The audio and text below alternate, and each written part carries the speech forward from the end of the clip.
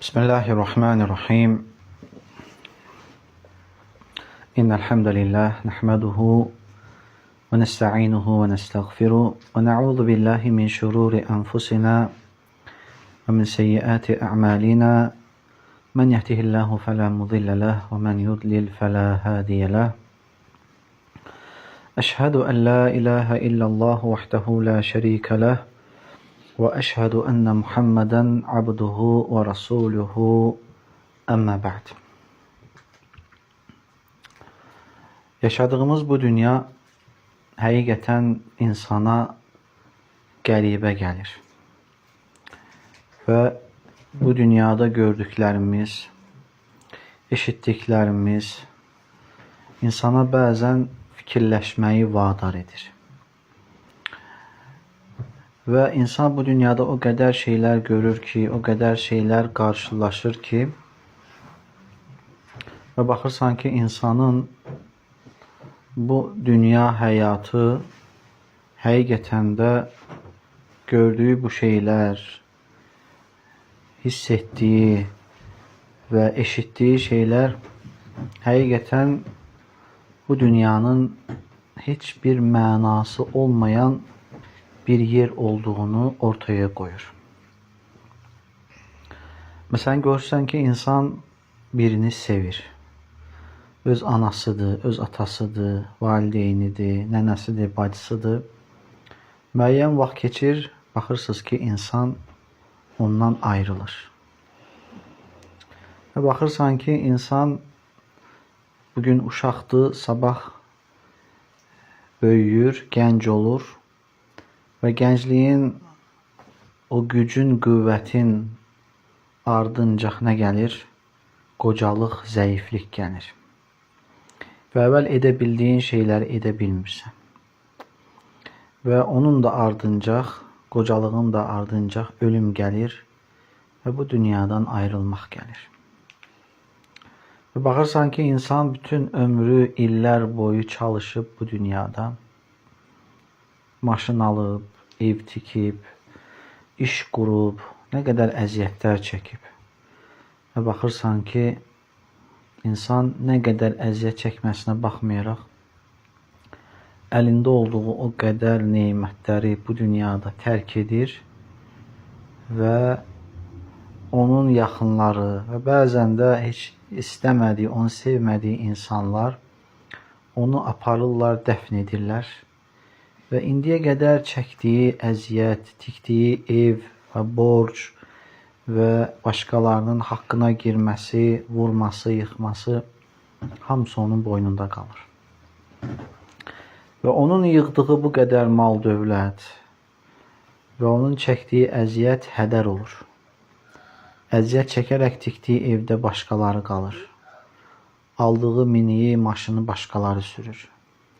Və onun oturduğu iş yerində, ola bilsin müəllim idi, müəllimə idi, onun stolunda, kreslosunda başqaları oturur. Və bir müddət insan xatırlanır. Əgər ölən valideyndirsə, uşaq öz atasını, anasını xatırlayır. Nənə babadırsa, biraz vaxt xatırlayır. Ondan sonra o da çıxır, gedir öz işinin dalınca. Və baxırsan ki, insan qəbirdə, torpaqda, bərzəq həyatında tək başına öz əməlləri ilə qalır. Hər kəs dünyada öz işindədir. Yeyən yeyir, içən içir. Məsələn, insan öz ailəsi ilə rahat, xoşbəxt yaşayır. Amma o insan isə baxırsan ki, artıq soyuq bir gündə və torpağın altında etdiyi əməllərə görə haqq hesab olunur.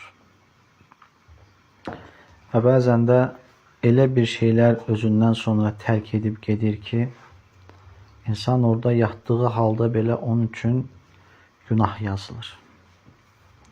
Həqiqətən bu böyük bir müsibət, böyük bir problemlərdən biridir. Ona görə bir insan ki, bu dünyada yaşayır, onun üzərinə ən birinci vacib olan şey odur ki, nə üçün bu dünyaya gəldiyini bilməsidir. Nə üçün yaşamasıdır. Bu dünya həyatı nədir? Yəni insanın bu dünyada yaradılmasının məqsədi nədir?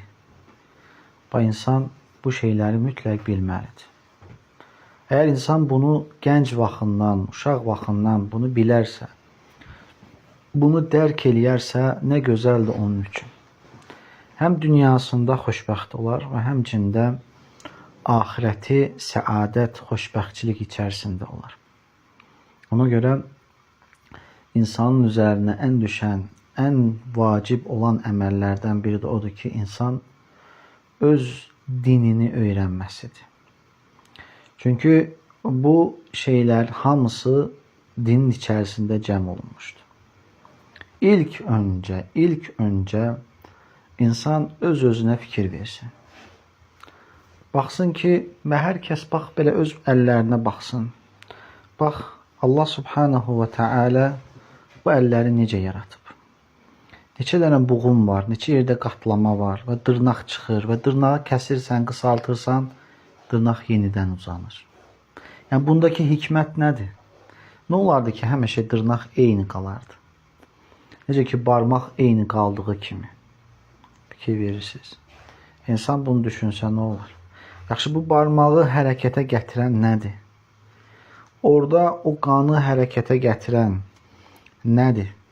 Məsələn, sümüklərdə oynaqdır, məsələn. İnsan bir neçə şeyi qabaq-qabağa yığsın, düzəltsin, baxsın, görsün, oynayır, yoxsa oynamır. Hərəkət edir, yoxsa etmir. Deməli, bunu yaratan biri var. Baxırsan ki, adi insan öz barmağının ucu ilə vərəyin üstünə toxunduğu zaman həmən ki, vərəkdə yazı var, yoxsa yoxdur, onu hiss edir. Barmağın toxunduğu zaman yemək və yaxud da ki, qazan və yaxud da ki, çay içdiyi stəkan istidir, yoxsa istidir, onu hiss edir. Və subhanallah, çox qəribədir ki, toxunur və toxunması ilə hiss edir. Bu ətdir, bu daşdır, bu dəmirdir, yoxsa nədir? Gör, Allah subhanahu və teala insanı necə yaratıb? Elə bir şey var mı? İnsan yüngül bir toxunuşla hiss edir. Hətta insan yüngül bir toxunuşla kim olduğunu hiss edir. Anasıdır, atasıdır, qardaşıdır, bacısıdır, dostudur. Baxırsan ki, insan yüngül bir toxunuşla hər şey hiss edir. Gözləri görməsə belə, Allah Teala ona elə bir neymət vermişdi ki, hissiyyat neyməti vermişdi ki, baxırsan ki, insan bu neymət səbəbi ilə nə qədər özünə çətinlik olan şeyləri həll edir. İnsan birinci öz halında baxmalıdır. Özünü düşünməlidir ki, yəni fikir ver, mən necə yaradılmışam? Fikir ver, Rəbbim məni necə yaratıb? 2 ayaq üstə gəzirəm. Fikir, amma heyvanlar var, 4 ayaq üstə gəzirlər. Eləsi var, sürünərək gəzir. Eləsi var, kol-kosun içində, daim qəlbi qorxu içərisində digər heyvanlardan qorxu içərisində gəzir. Eləsi var, baxırsınız ki, onların ailəsi yoxdur. Yəni, heyvanlardan gedir söhbət. Yəni, baxırsınız ki, yəni Allah Teala digər məxluqlar, yaradılanlar içərisində Allah Teala insanı necə izzətli etdi. Yəni, bunu Allah Teala boş yerə mi etdi? Baxırsınız ki, nə qədər neymətlər varsa, Allah Teala bu neymətləri bizim xidmətimiz üçün yaratıb. Misal üçün, bu boyda günəş, subhanallah, bu qədər əzəmətli bir günəş, əzəmətli bir məxluq, bilirsiniz, insan üçün xidmət etdiyini. Baxın, bu boyda günəş çıxır, o günəş səbəbi ilə insan bədənində mikroblar ölür, insanın cildinə nə qədər faydası var və həmçinin insan onunla istinir və onun səbəbi ilə yerdən bitkilər çıxır, meyvələr yetişir.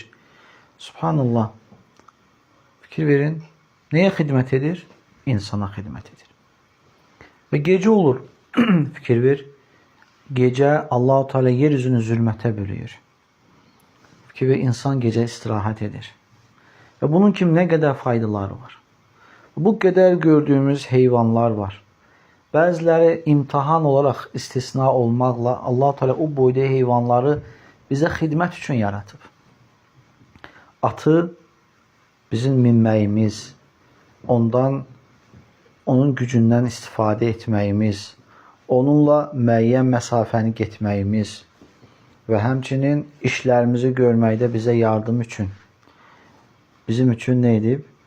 Bizi həmçinin məsələn, əgər dağa gedəsiyiksə, yükümüzü aparmaq üçün nə qədər şeylərdə faydalı edib.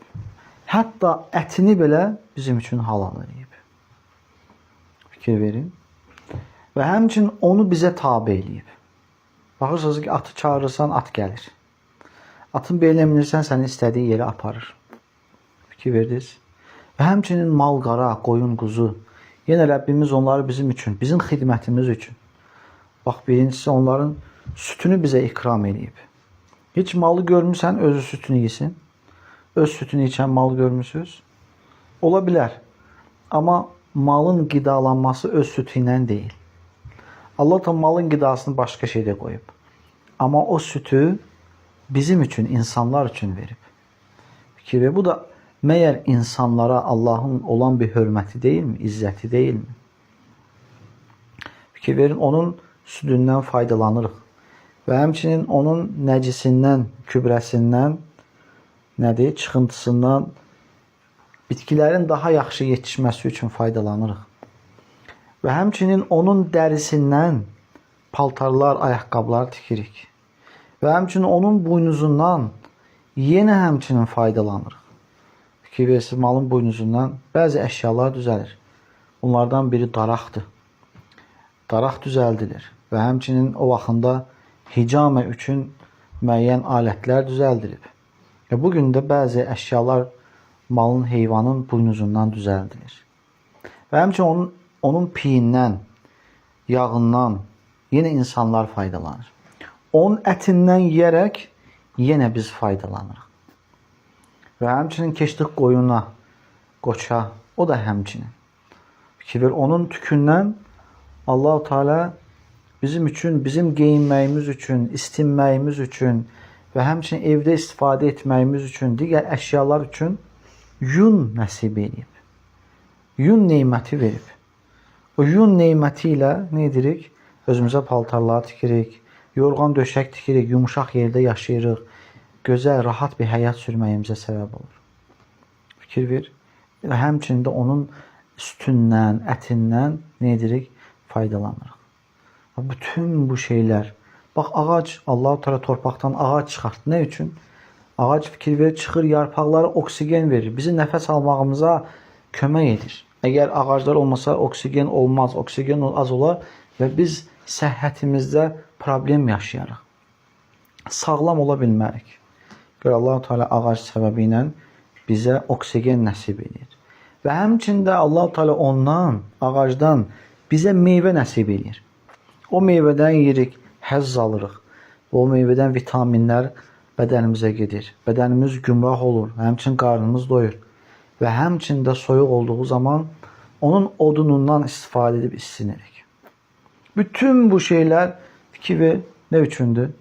Allah-u Teala insana xidmət üçün göndərib. Və həmçinin torpaq, gör torpaqdan nə qədər bitkilər çıxır. Deməli, bütün bu neymətləri Allah-u Teala kimə xidmət üçün göndərib? İnsana xidmət üçün.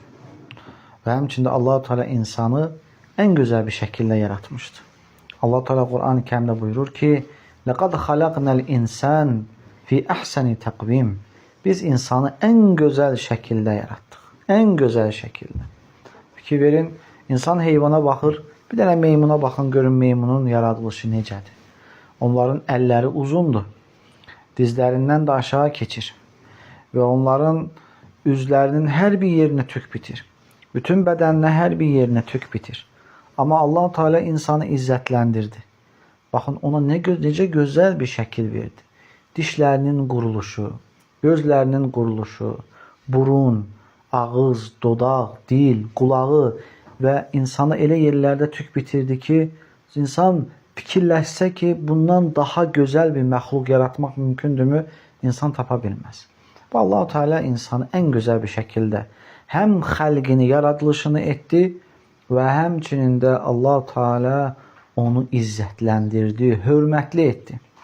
Fikir versəz, Allah-u Teala insanı həm quruda daşıdı. Fikir ver, minik vasitəsilə, at vasitəsilə və digər miniklər vasitəsilə insan baxırsan ki, minik üzərində nədir? Daşınır. Kimsə insanı daşıyır. Və həmçinin Allah-u Teala insanı suda olduğu zamanda yenə onu daşıdı. Necə? Gəmilər vasitəsilə. Allah-u Teala gəmləri bizə həvalə elədi. Gəmləri biz idarə edirik. İstədiyimiz yerdən istədiyimiz yerə gedə bilirik. Və həmçində Allah-u Teala bugünkü gündə, müasir gündə hava, yəni təyyarələri bizim üçün, bizim xidmətimizə verdi. Çünki bütün şeylər nədir? Allah-u Teala insanın xidmətinə vermişdi. Bu da Allah-u Teala'nın insanı nə qədər əzəmətli və insana nə qədər hörmət qoyduğunun bir dəlilidir, bir sübutudur. Amma insanı nə üçün yaratmışdı? Baxdığımız, gördüyümüz hər bir şey göstərir ki, bütün şeylər insana xidmət üçündür. Bəs buradan bir dənə məsələ çıxır ki, bəs insan nə üçün yaradılmışdı? İnsanın nə üçün yaradılması məsələsi var. Məyər insan yemək, içmək, keyf, oynamaq, əyləncə və sonra da ölüb getmək üçün mü yaradılmışdı? İnsanın yaradılmasında əsas bir məqsəd vardı. Allah Teala Quran-ı Kərim Zəriyyət surəsi 56-cı ayədə buyurur ki: وَمَا خَلَقْتُ الْجِنَّ وَالْاِنْسَ إِلَّا لِيَعْبُدُونَ Mən cinləri və insanları ancaq mənə ibadət etmələri üçün yaratdım. Deməli, Allah-u Teala insanı yaratmağındakı məqsədi bizə açıq-aşkar bildirməkdədir. İbadət. İbadət deyildiyi zaman insanlar bəzən fikirləşir ki, əlində təsbih bütün günü məsciddə olmalıdır. İbadət deyildiyi zaman insanlar fikirləşir ki, bütün günü Quran oxumalıdır.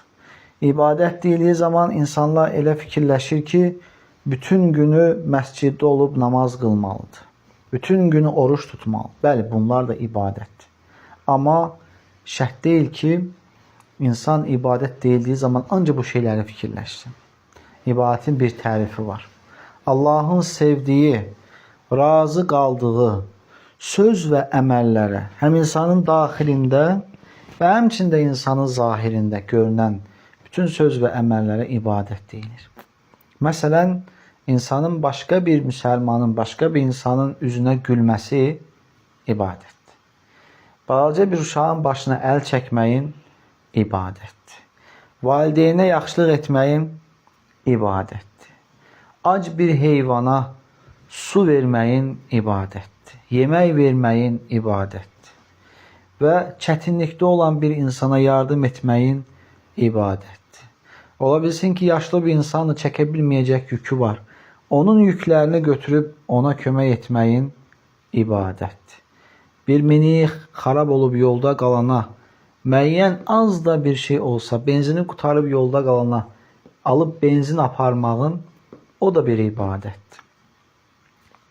İnsana düzgün bir yolu göstərməyin o da ibadətdir. Ola bilsin, qonaq gəlib hara gedəcəyini bilir, amma yolu tanımır.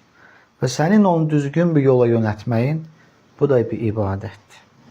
Yeməyə başladığın zaman Bismillah deməyin, qutardığı zaman Bismillah, Elhamdülillah deməyin, həmçinin paltar geyinəndə Bismillah deməyin və evdən çıxdığın zaman Allahın adı ilə çıxmağın, evə girdiyin zaman Allahın adı ilə girməyin, bunların hamısı ibadətdir. Evdə ananın yeməkdən sonra qalan boş qabları, çikli qabları anaya kömək üçün kuxnaya aparmağın da ibadətdir. O qabları yuməyə kömək etməyin də ibadətdir. Evə suyu tədarük etməyin də ibadətdir. Həmçinin insanın öz ailəsi üçün evdən çıxıb ruzi qazanması da ibadətdir. Əgər valideyn nəsə bir şey tapşırıb, nəsə bir şey almaq üçün göndərərsə, evə duz al, çörək al, bu da həmçinin ibadətdir. Ümumi olaraq uşaqların valideyninə itaət etməsi ibadətdir. Və bunun kimi nə qədər şeylər var ki, bunlar hamısı Allahın sevdiyi və razı qaldığı əməllərdir. İnsan bunları edərsə, savab qazanar.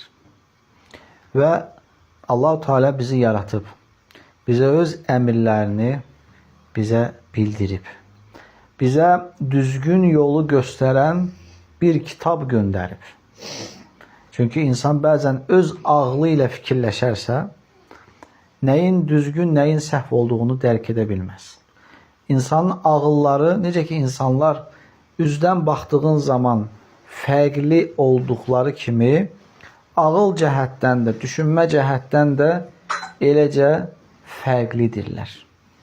Misal baxırsan ki, filan kəs özünün qonşusudur, üzünə baxıb tanıyır. Boyunun ölçüsündən, üzünün rəngindən, gözünün quruluşundan, burunun formasından, gəziş formasından belə insan baxırsan ki, öz qohumunu, yaxınını tanıyır, fərqlənir, digər insandan fərqlənir. Eləcə də insan düşüncə baxımından da, əxlaq baxımından da, təfəkkür, dərk etmə baxımından da, zehin, hafizə baxımından da insanlar bir-birindən nə edirlər? Fərqlənirlər. Ona görə insan baxmaq lazımdır ki, Allah-u Teala bizə nəyi əmr etmişdirsə, onu etməlidir və nədən çəkindirmişdirsə, ondan çəkinməlidir. Bəzi insanlar üçün ola bilsin ki, içki yaxşı bir şey görsün. İçki içməyən kişi olmaz. Amma bəzi insanlar üçün baxırsan ki, içki içmək həqiqətən də ən pis şeylərdən biridir. Ona görə biz baxmalıyıq. İnsanın bəzisi belə deyir və bəzi insanlar belə deyir. Belə olduğu zaman bizim dönüş yerimiz, bizim həqiqəti bilmə yerimiz nədir? Allahın insanlara göndərdiyi bir düz yol. Bizə göndərdiyi düz yolu harda bildirir? Öz kitabında, Qur'anda. Və həmçinin də Peyğəmbər sallallahu aleyhi və səlləmin sünnəsində, Peyğəmbər sallallahu aleyhi və səlləmin sözlərində. Ona görə biz bir şeyin düzgün və yaxud da ki, səhv olduğunu hardan bilməliyik? Peyğəmbər sallallahu aleyhi və səlləmin hədislərinə və həmçində Allahın kitabına baxaraq biz bunu öyrənməliyik. Ona görə bizim ən birinci üzərimizə düşən şey Allahın bizdən nəyi istədiyini bilməkdir. Və ən biləcəyimiz ikinci bir şey Allahın bizdən ən sevmədiyi şey nədir? Onu bilməkdir. Deməli, Rəbbimizin bizdən ən istədiyi şey nədir? Ona ibadət etmək və ona ibadətdə heç bir şey şərik qoşmamaqdır. Buna tövhid deyilir. Tövhid. İnşallah gələn mövzularımızda silsiləli şəkildə, davamiyyətli şəkildə tövhid dərslərinə götürəsiyik və tövhidin nə olduğunu, tövhid kəlməsinin mənası nə olduğunu, hansı kəlmədir deyə onu götürəsiyik.